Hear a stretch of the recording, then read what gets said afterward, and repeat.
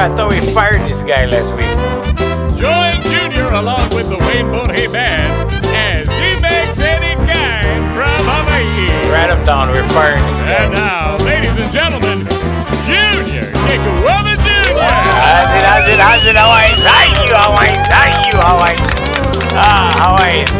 Let me tell you.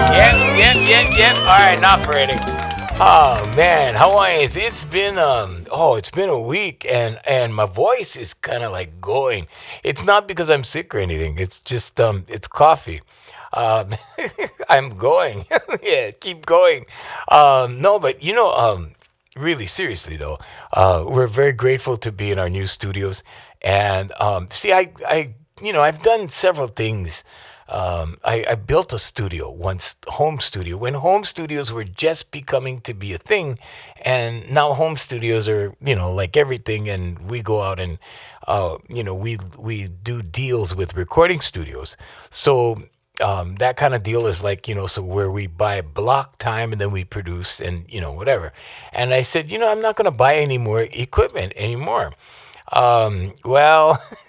Well, okay, we have a brand new studio. So anyway, and that's why the upgrade in sound and, everything sounds better. Everything is going to be better. And because you are important, the listener, you guys that listen, you that's listening right now. Yeah, you. Okay, mahalo. Thank you. Thank you very much for listening. Hey, the attitude of gratitude. Want to thank all our states and countries and everything. We don't want to go through the whole thing and, make everybody wait. But on today's podcast, we're going to talk about methods of manifestation. Okay, methods of manifestation. Now, there's several ways that you can manifest. I mean, there's many ways. Okay, somebody told me once, like, you could take a rock. Okay, you could take like just a rock, like from a riverbed or whatever, a stream or something, right? And you could take that rock and you could say, this is my lucky rock, and this rock like brings me good luck. And so this is what is going to bring me my fortune. And if you believe that, okay, that rock will probably bring you a fortune. It will probably like be really, really good for you or to you.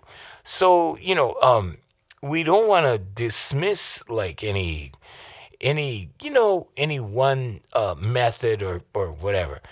You can manifest anything. And there's so many different ways to do it. Okay, but it involves your subconscious mind. That you have to know. There's the subconscious, the conscious, and the superconscious. Okay, so the subconscious, right?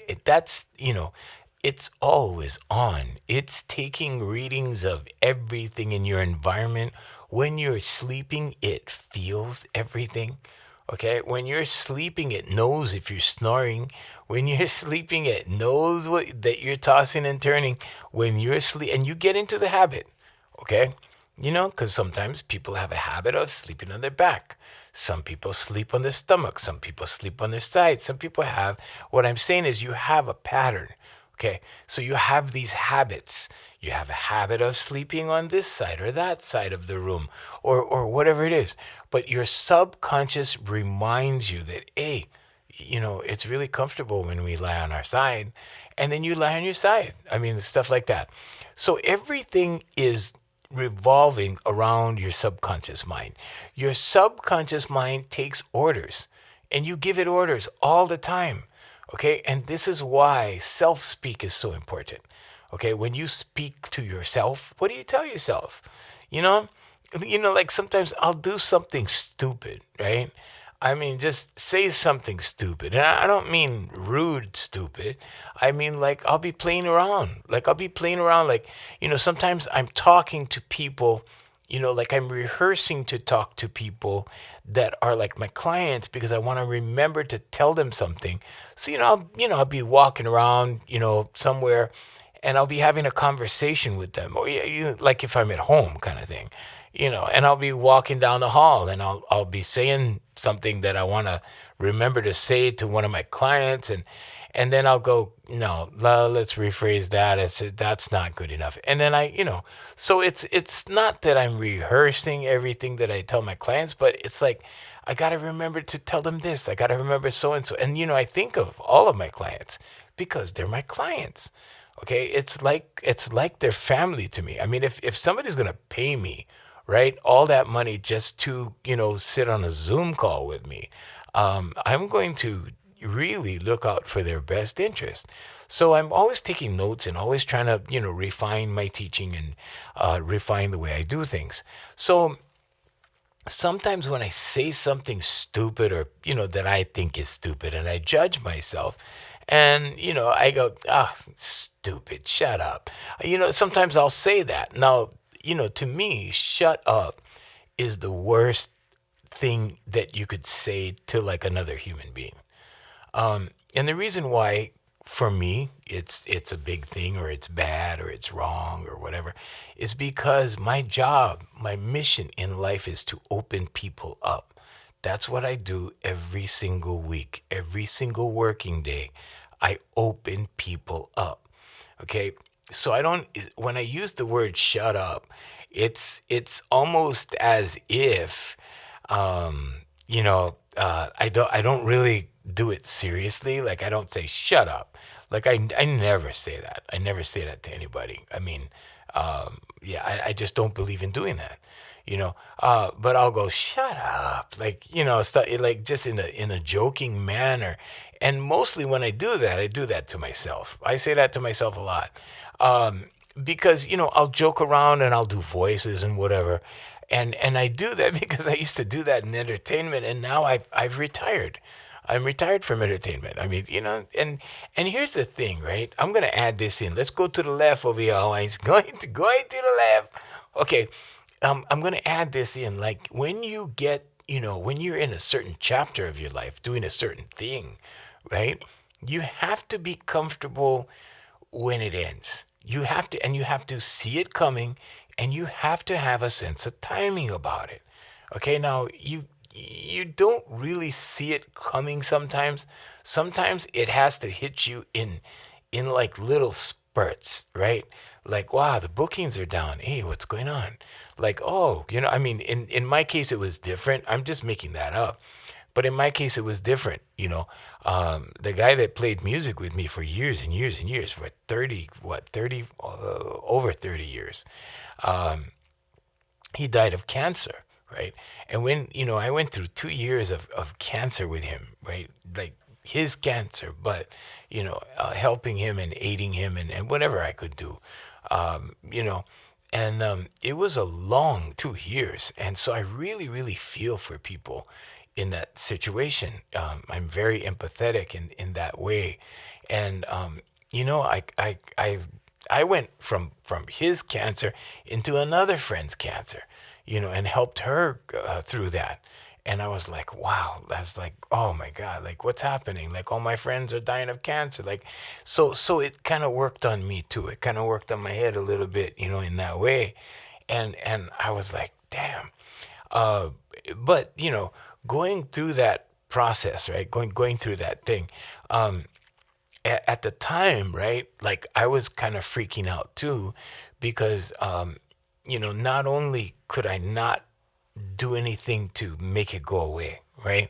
I didn't have it in my power to protect Wayne from that. And he was blind. He lived with me.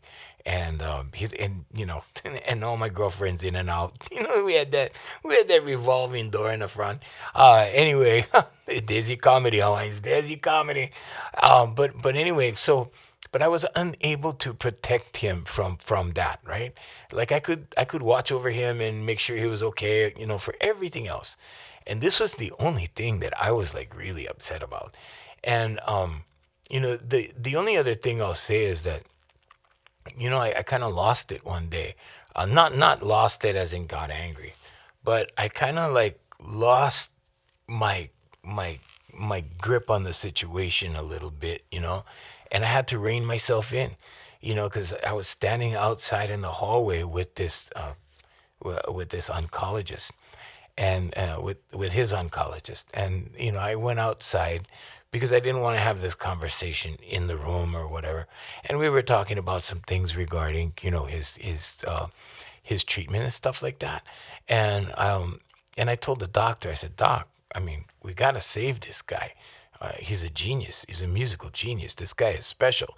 And right after the words left my mouth, I'm like, what the hell are you talking about? Like, everybody's special. You see what I'm saying, Alliance, right? And in that instance, right, inside, I'm telling myself, shut up. Like, you're like that, or you know what I mean? Correcting myself in that way. But and I, it's not a harsh thing with me anymore. But negative self-talk used to be a thing with me a long, long time ago, until I got rid of it around 2008. I started getting rid of it. But negative self-talk is very damaging. It's the talk that we tell ourselves about ourselves that is either not true or negative or bad. Nowadays we always use negative, positive, negative, positive. Oh, you gotta stay positive. You can't do anything negative. That kind. But so I hate to use all the buzzwords and stuff, but that's what's familiar. So I got to use those words. But yeah, so in manifestation, you can do you can do it so many ways. Okay, now I recommend baby steps because I do recommend action. Okay, I'm not a non-action manifestation person or manifestation coach, because what I do requires action. Okay, and I always say take baby steps. So what am I talking about? Well, let's say you want to buy a home. Okay, or let's say I could tell you that story, how we did that. I can also tell you how I did the last car. But here's the thing. Let's take that for example. Okay, I'm not flexing or anything. Okay, so my last lease, because I lease cars and stuff. So my last lease, the first thing you have to know is that I don't take anything for granted, like nothing whatsoever. And every time something good happens, I say, well, for me, I say, thank you, Father God. But that's who I acknowledge, right? Everybody's different. People thank the universe. People thank Source. They thank Allah. They thank Jesus Christ. I just say, Father God, and I say the Lord's Prayer, the one in Isaiah. And at the end, I say in Jesus' name, at the end of the Lord's Prayer. So, I mean, that's just me. Okay, now everybody's different. Okay, but I will tell you that God is real, because I will tell you that without that belief that I have, or that gratitude practice that I have, and not taking things for granted, because I wasn't always like that, right? And before 2008, I want to say, is when I was not like that.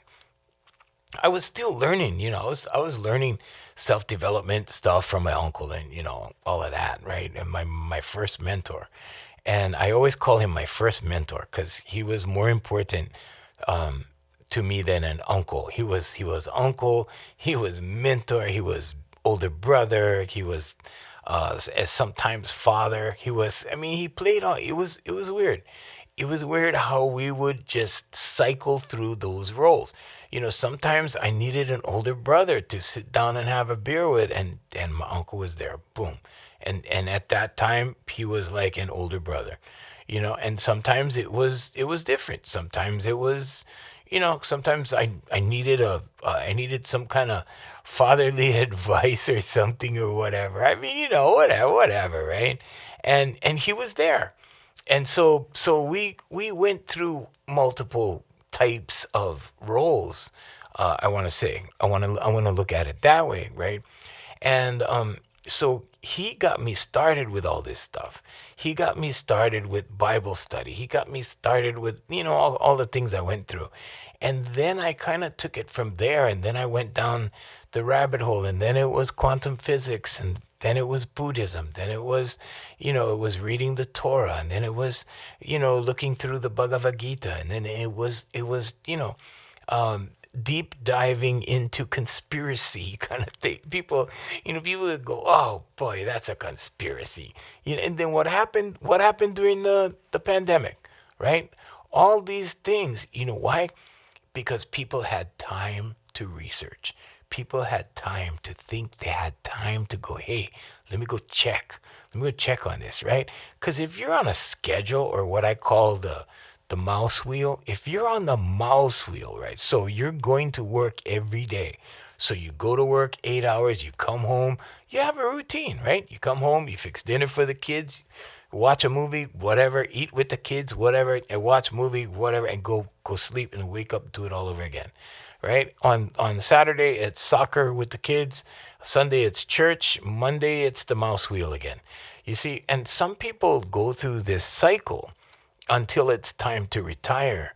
And then they retire, and then they, go on as many cruises or trips to Las Vegas or whatever it is they do, right? Until they can't do it anymore, until the end comes. Until that time, which they can no longer be. Okay, and then, and then that's a life, right? Not for me. For me, it's very, very different, because I got all these things I want to do. So I have this ADHD brain that is always on something. It's always, I got an idea for something, I'll start something. But the thing is, I learned, since 2008, I learned how to finish. So you can start anything. I mean, before, right, I used to have these, I used to take you on the side over here on the left, Hawaiians.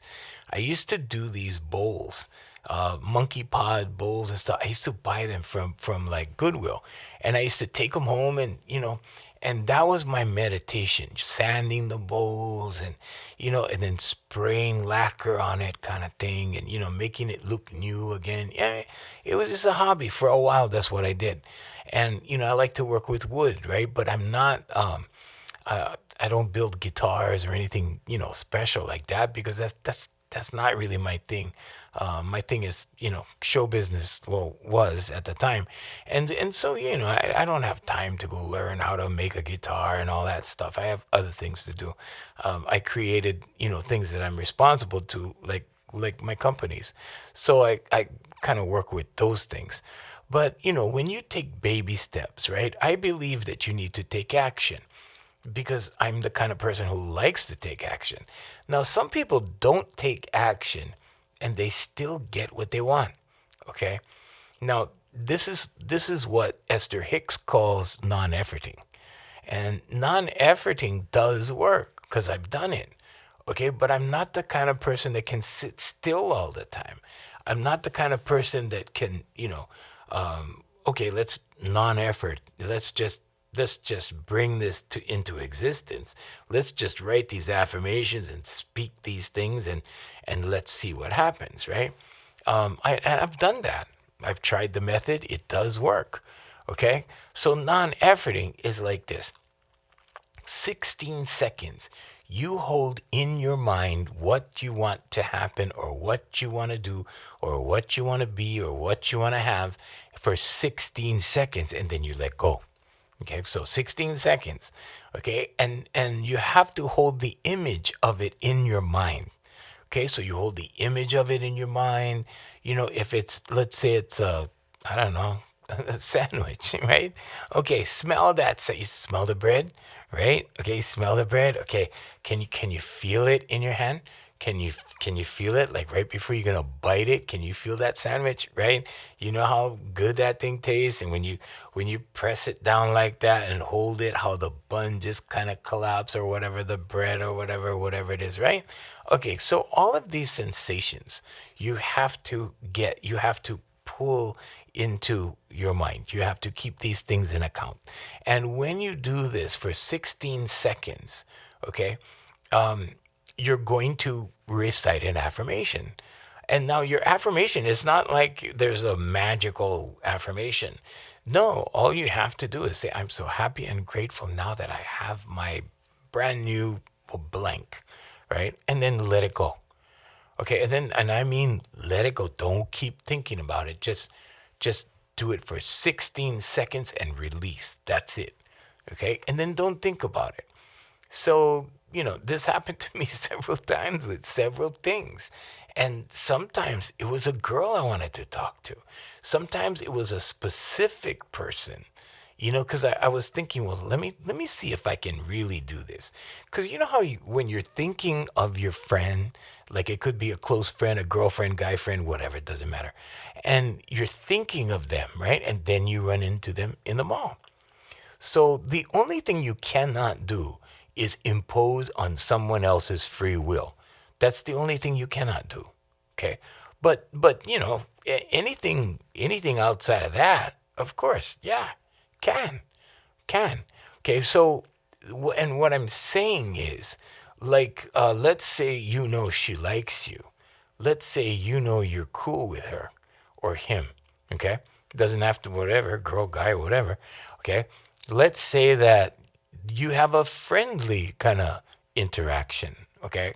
I don't want to get into, relationship talk and stuff like that, but let's say it's friendly, okay? In other words, there could be a chance there for a romantic kind of thing or a relationship kind of thing, whatever, right? But let's say that it's just friendly at this point, okay?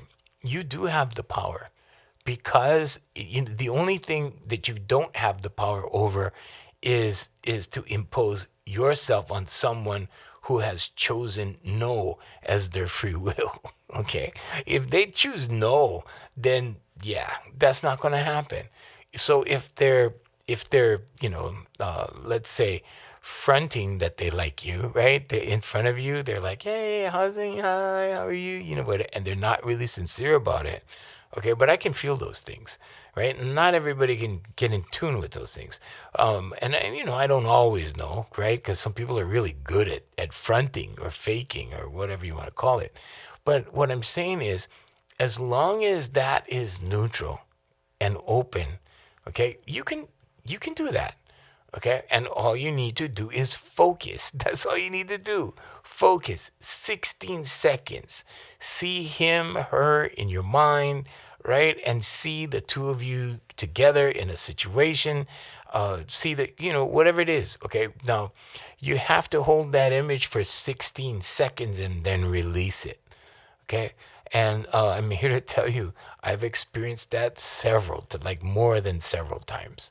Okay, and it's just because I called it into my world. That's all. So now this is not witchcraft or voodoo or anything like that. It's your subconscious mind. Okay, and that's why when you think about somebody, think about them, and then you get a phone call, and you go, "Oh, I was just thinking about you yesterday," because you were. Okay, and like I said, we're all plugged into the superconscious. Now this might go a little deep for you. This might be a little deep, and it might be, something that you haven't experienced, but try it. Okay, so try it, just try. But it has to be somebody you're on good terms with. It can't be someone who secretly does not like you. That will not work. Okay, that won't work. So that's non-efforting. When you hold it in your mind for 16 seconds, you say an affirmation, a positive affirmation. I'm so happy and grateful now that, I don't know, Sarah and I are out on a date. Sarah and I are at dinner. Whatever. Sarah and I are having a glass of wine at a club or whatever it is, whoever, right? Bob, me and Bob, I mean, but whatever. Like, so it doesn't matter, girl, guy, whatever. And it doesn't have to be a romantic thing. I mean, it could be a friend thing. Could be like playing golf with your buddy Dave or whatever. Doesn't matter, okay? But it has to be somebody that, is conducive to your vibration, somebody that thinks you're cool or whatever, and they don't have to be on your vibration or on your frequency, is what I'm saying. You naturally attract people on your frequency, but we all have those friends that are not, right? But that's our friends. We love them. Okay, so and you may not see them a lot because they are on a different frequency. They're living a different life. Okay, they're not enjoying the things that you're enjoying. They're enjoying other things. And it's not wrong. It's not a judgment thing. It's not right or wrong. It's just the way it is. That's it. But your focus is you. Your life is about you. This is about you. It's not about anybody else. So the focus should be you, right? You, your children, your other half, whatever, that kind of thing. Now, baby steps, right? How does that work? What do we do for baby steps? Well, again, we go back to the four pillars: affirmation, meditation, visualization, and vocalization, right? But the baby steps are taking the steps towards your goal so God can open the door, okay? Or whoever whoever is your higher power, and the doors will open because we're all connected. Okay, everything is energy. Everything is energy. And sometimes, you feel negative energy. I remember, like, I only have my experience, so that's what I share. But I, there was this really famous guy that I hung out with for a little while. And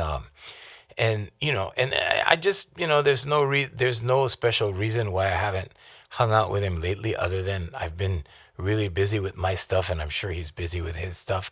But he was really, really famous back in the day. And I happened to be at a function with people one generation older than me, right?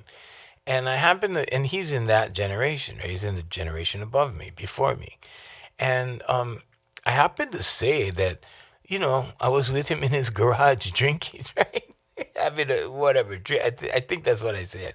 In his garage drinking whatever. And it was segueing into one of his songs, and singing, honoring him by singing his song in front of his people, right? And boy, that negative vibe came sweeping across the room. And I mean, I've never felt, that's the first time my experience with energy, like it was the first time I felt that kind of energy. And it was like, whew, like, like I'm not exaggerating, like that. It was just one sweep of negative energy, and it was collective. It was because the guys that were in the room were, probably thought like it was a flex or whatever. I just happened to mention it because it just happened like a couple weeks before. I said I was just, so I was, saying it in conversation. I was just at so and so's place, and we were having some drinks, and and we sang this song, and not too many people know, but this was his number one song, blah blah blah, whatever, all of that. And I paid tribute to him. But after I said that, and I got that wave of energy, I was like, inside, I was like, what the hell did I do? That kind of thing.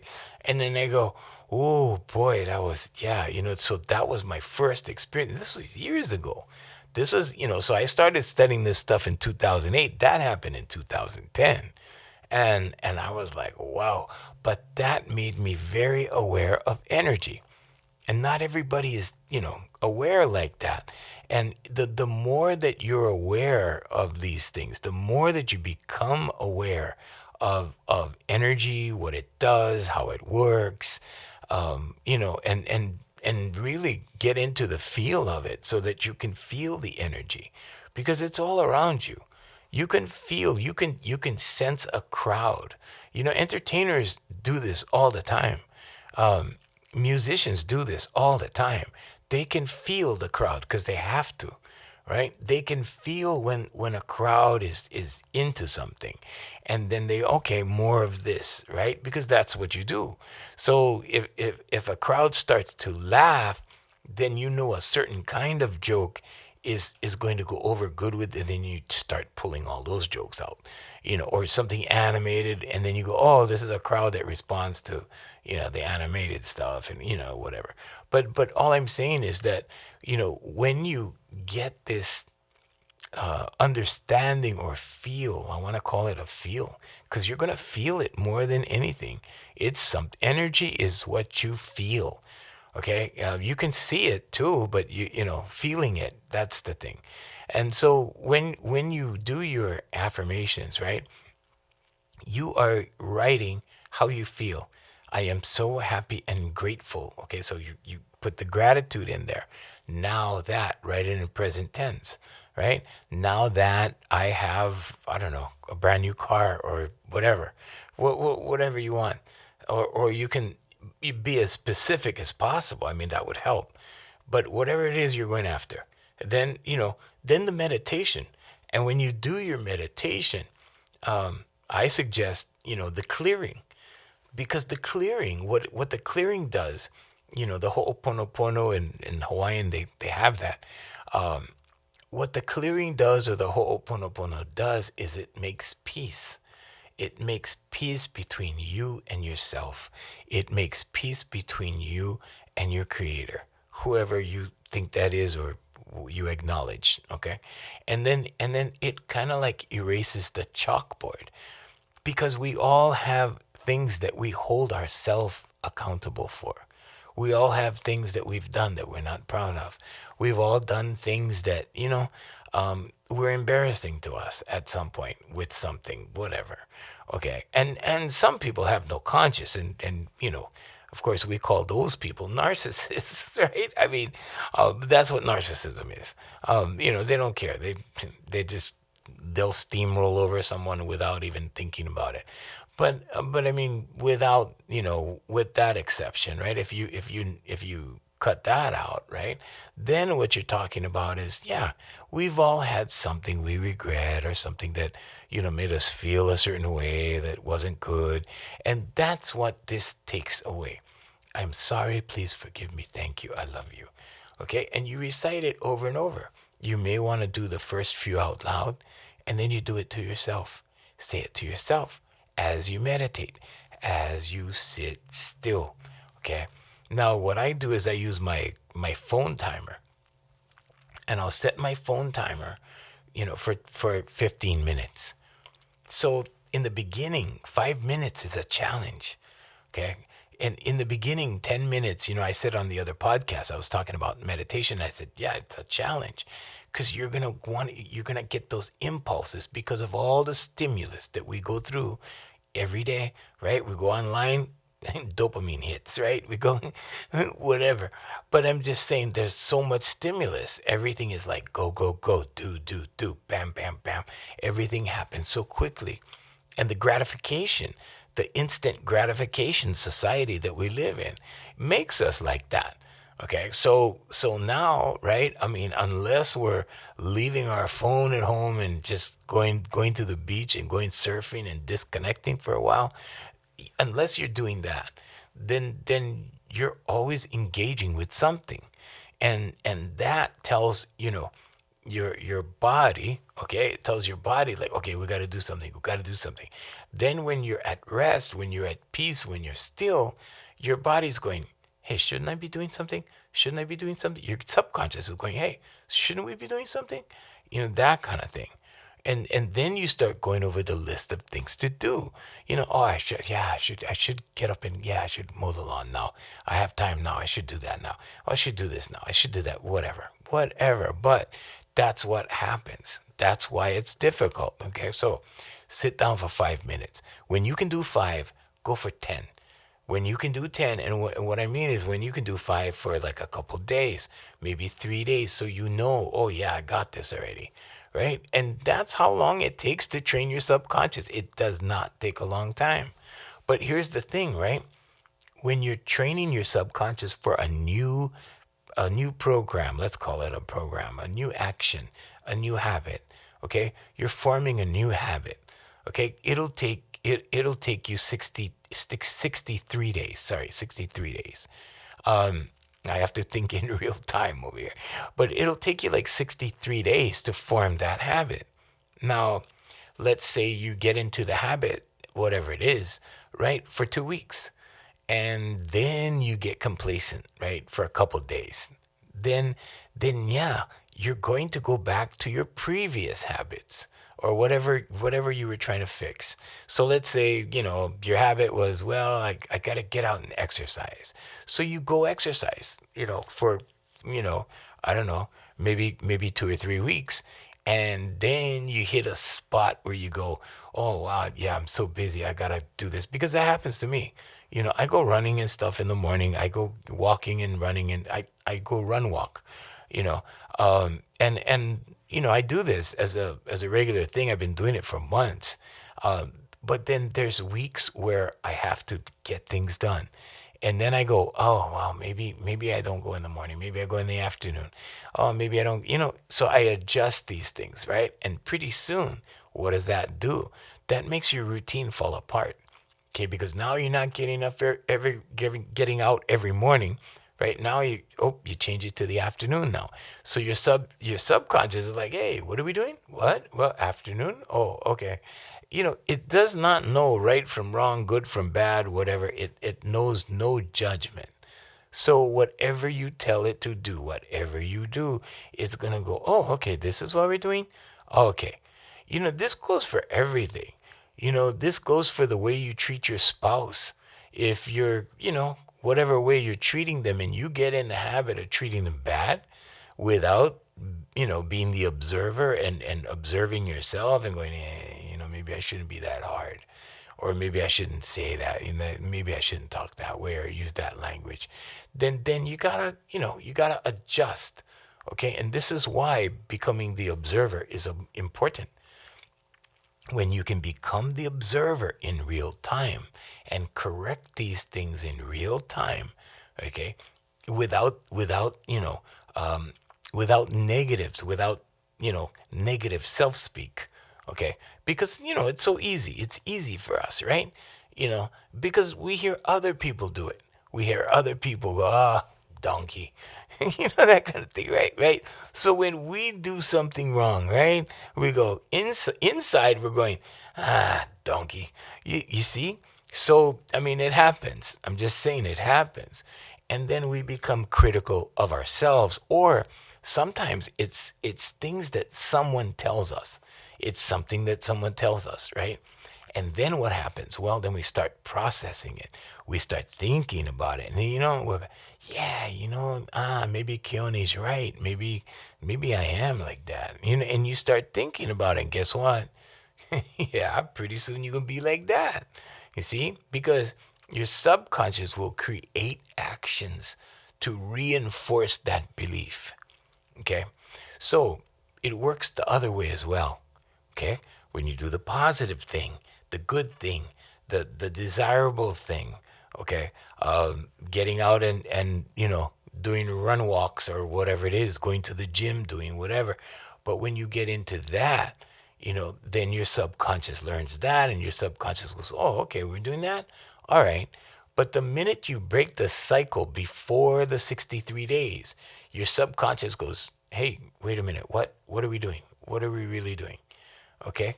Because of the 63-day time period. Now, after 63 days, the odds of lapsing back into something is very, very minimal. Okay? You're going to have to practice that to get back into it. So in other words, what I'm saying is, let's say you go to the gym every day, and now it's past 63 days. Now maybe it's 70 days that you've been at the gym, 5 times a week, maybe.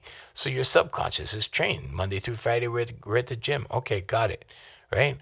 So now when you're not at the gym, your subconscious is going, oh, wow, hey, wait a minute. We're not at the gym. Or, and it takes a while, okay? So now after the second or third day of no gym, your subconscious is going, oh, maybe, I guess this is the new program, right? And then pretty soon you get comfortable. Okay, but it takes longer. If you did the gym for 2 weeks, it's easy to get out of the habit. You just revert to whatever you were doing before. You just start eating donuts or something. Whatever. I'm just saying, right? So whatever it was that you're trying to correct. So you can correct anything. You can correct anything that's going wrong, anything that's not, any habit that you have that's not good. I had to literally break myself from smoking cigarettes back in the day. This was, I don't know how many years ago, 30 years ago maybe now, I don't know, but a long time ago. And the way I did it was so we'll take you guys to the left over here, baby steps to the left, okay? But But the way I did it, right? Because I knew if I left the house, I was going to go to the store and I was going to buy cigarettes and I was going to smoke. I knew that about me. Okay. If it's one thing I know, it's me. Right. So, and that's another thing. You got to get to know you. You got to really get to know you. Okay. And because some people are in denial. They think they know themselves. They think they know who they are. They think they know what they want.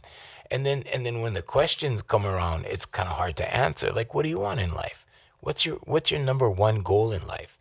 People go like, oh, geez, I don't know. That kind of thing. But so what I did was I stayed home over the weekend. hmm That's exactly what I did. So I stayed in the house, and for me, just me, I thought, well, I'll just put on the religious channel. I'll put on the Christian network. So I had this Christian network. It's called the Daystar Network, and I put it on, and I left it on. I had this 63-inch television in my bedroom, and I left it on, and it had was a big room in it, so it was right in front of my bed and stuff, and like, it was pretty cool. I actually missed that TV, but I don't watch TV anymore. Like, haven't for years. I haven't watched TV or movies for years, but I had that TV, and so I had it on the Christian channel. Now, I'll tell you what really caught me by surprise. So Friday, right? Friday, Saturday, Sunday, and then Monday morning, I thought it was safe to leave the house because I had been praying the whole weekend. Okay.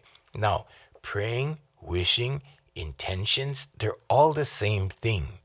Okay. It's just that prayer is directed to who you believe is your higher self or your savior or your Messiah or your God, that kind of thing. Intentions are the same. Okay. You're intending something. When you're praying for something, or you're praying in thanksgiving of something or for something. So they're generally the same idea. Okay. But anyway, so I had been praying the whole weekend. On Monday morning, I had no desire to smoke cigarettes at all. And, I don't know if it was all the prayers I did. I don't know if it was just because I stayed home. I don't know if the Christian channel had anything to do with it. But here's what happened with the Christian channel thing, right? So I was watching TD Jakes, like all these guys, Creflo Dollar, like all these people, and I loved watching them. I mean, I used to watch them periodically anyway. Joyce Meyer, like I used to watch all these people, their sermons and stuff anyway. But not all the time. So every once in a while I'd go and, go watch them, right? Because they're good speakers and they have a good message. So the amazing thing that happened to me was that I remember changing the channel.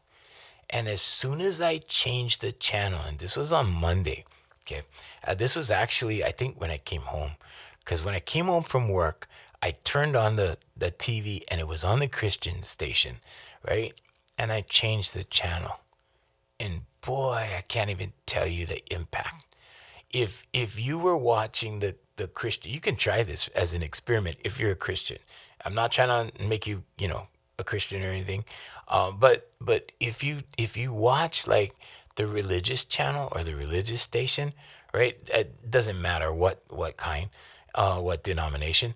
And then you go back to like what's on TV, you will be shocked because what's on TV will just jump right at you, and the violence just jumped at me.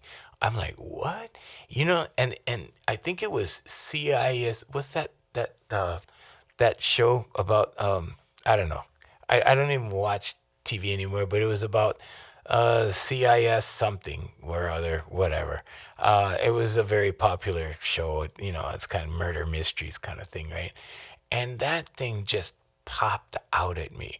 And the violence and the, dead bodies and all that stuff. And it just pops out at you. It just boom, right? But before I went to the Christian network for a weekend, it didn't bother me. Why? Because I was desensitized. And that's what happens. And that's why people have so much trouble with their manifestations, because they're desensitized. You guys are desensitized. Okay, so what does that mean? Well, nothing phases you guys anymore. You see the violence. You see all this lower vibrational stuff. And it's put out there for a reason. It's put out there. I mean, yeah, it's popular, right? These things are popular because they're exciting, because people don't want to see good news, so they put bad news on TV, right? Like all that stuff, but you get desensitized. So turn off your TV, take a break from your social media, turn off the phone a little while, or just put it down. Put it down and go do something else. So I have to take, scroll breaks every once in a while. Now it's kind of like I take breaks to scroll, right?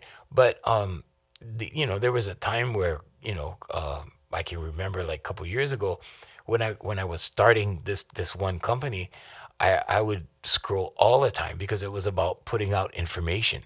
It was about marketing. It was about informing people, like, hey, we exist, here we are, blah blah blah, whatever. But yeah, it was like that. It just jumps out at you. So part of the vocalization process that we do is to get people to resensitize, to get in touch, to get in touch with themselves. And I'm not talking about the physical body. I'm talking about inside. I'm talking about your inner self. That might be a little bit deep. That might be a little stretch for some people. Okay. But your inner self is where the magic is. And I don't mean magic like you see on TikTok. I don't mean that kind of magic. I'm not talking about witchcraft or, anything like that. But what I am talking about, though, is you, your energy, whatever you call that energy inside of you, your spirit, your soul, your whatever. If you think it's just energy, then okay, it's just energy. I tried this experiment with one of my clients last week. So I had her rest her elbow on the table. And I said, now just relax your hand. And you can try this at home too. Okay? This is your subconscious at work. You want to test your subconscious? Put your elbow on the table. Okay? Relax your hand. Just relax your hand so it doesn't move at all. Okay? Then I want you to think. I want you to tell your subconscious. Okay? I want you to speak it in your head. Okay? Move my fingers. Move my fingers. And just say that in your head. You don't have to speak it out loud. You could say it out loud if you want. And just say, move my fingers. And just have your fingers relax. And after a while, guess what happens? It starts to tremor. Maybe the little finger, because it's the smallest one, it starts to tremor. Then the other fingers you see them kind of jerk and stuff like that, right? And this is how they're building artificial limbs so that you can send signals from the brain to the subconscious, and the subconscious starts to move your fingers. Your subconscious mind is responsible for everything, okay? And manifestation especially. And people, so a lot of these thought leaders that are out there teaching people how to manifest stuff, they're not really mentioning the subconscious mind. And this one guy I saw, right? He's very, very popular, and I like him. And his avenue is meditation. There's Tony Robbins, whose avenue is motivation. So everybody has their thing. Mine is vocalization. It's through the human voice. Okay, and that has not even been explored enough. It has been documented. There's a lot of documentation on how the human voice can heal you, but it's not popular so that it's common knowledge. It is not common knowledge, and so Tony Robbins is motivation, right? You had Joe Dispenza's meditation. You got so all these guys different, right? Bob Proctor is various avenues of income. It's changing your paradigm, that kind of thing, right? But they are all talking about the subconscious mind, all of them, even myself. So everyone, because the subconscious is just, what avenue are you going to take towards the subconscious? In other words, it works the same way with confidence. What avenue are you going to take for confidence? Well, I'm going to be a football player. Well, I'm going to do archery. Well, I'm going to do martial arts. So they are all avenues to the same thing. Okay? The voice though is just, I want to say, a little bit different. It's a little bit different, and the effects are a little bit different. It's not like moving your limbs. Okay, it's a little bit different because this is direct frequency. Now, when you're doing martial arts and stuff, it's not necessarily frequency that you're relying on. It's more strength, but there is frequency involved. But I'm just saying it's more physical. Okay, this is not physical. You can be very, very still with this, but this will calm you. This will get you down to base level, what I call base level. And people are, a couple of guys that know me, when I actually had this discussion with them, right? They're going, "Well, bro, we thought you were just the funny guy on the radio. And, we thought you was just a singer on a stage. We didn't know you he's into all this stuff." And I'm like, "Well, yeah, I have a brain that I need to feed, and it's always going, and I got to give it something to do." But this actually started when I was 13, because my uncle really cared about me. At least he said he did, and he showed me, the proof, right? And the proof is in the pudding. When you spend time with somebody, you spend part of your life with somebody. And my uncle took the time. My uncle took the time to be there. He took the time to talk to me. He took the time to teach me, and it was a very it was a bonding experience, and we fought too. Yeah, we had scraps. Me and my uncle used to scrap. A couple of times it got physical. I mean, not we didn't throw blows or anything like that. But yeah, there was a couple of times where we shoved each other and stuff like that, and whatever. But there's a certain level of respect there.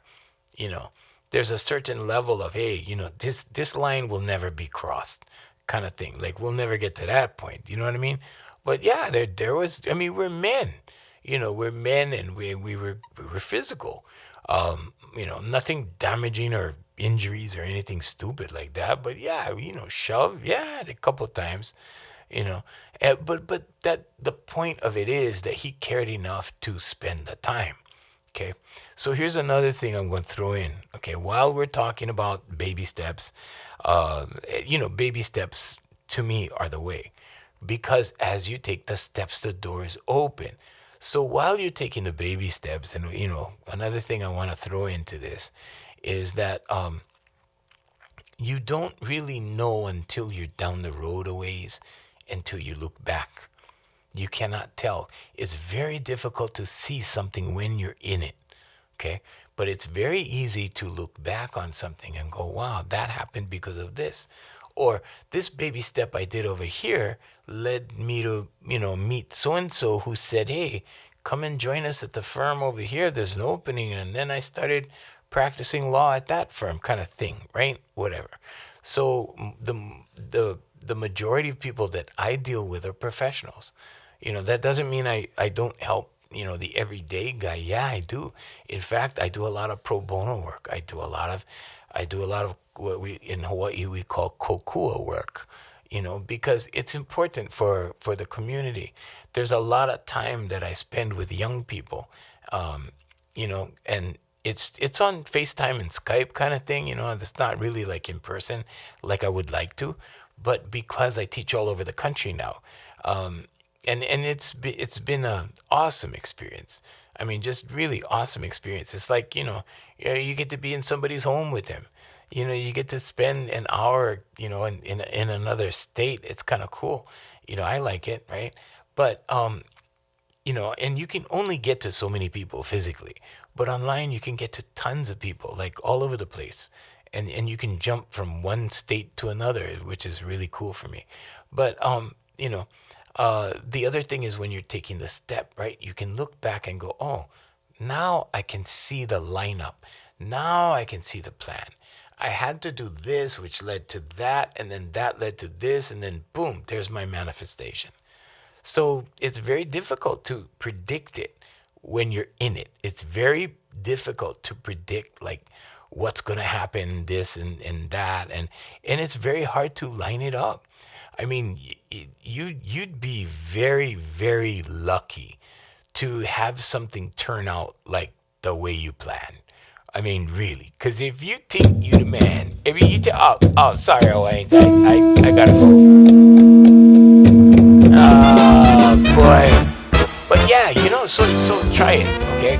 Baby steps, okay? And you can also try non-efforting. Non-efforting works as well. Okay, 16 seconds, hold that thought. Hold that thought and entertain every idea you have about it, and then let go. There you go. There you go, always. There you go. There's your manifestations. Hey, I want to thank Brother Randy, Sister Jerry, Island Club and Spa, Voice Master, Family Service Companies, and Darren Chinen, and AFM Hawaii Music.com. Till next time, I'm Genius saying mahalo. And yeah! All right.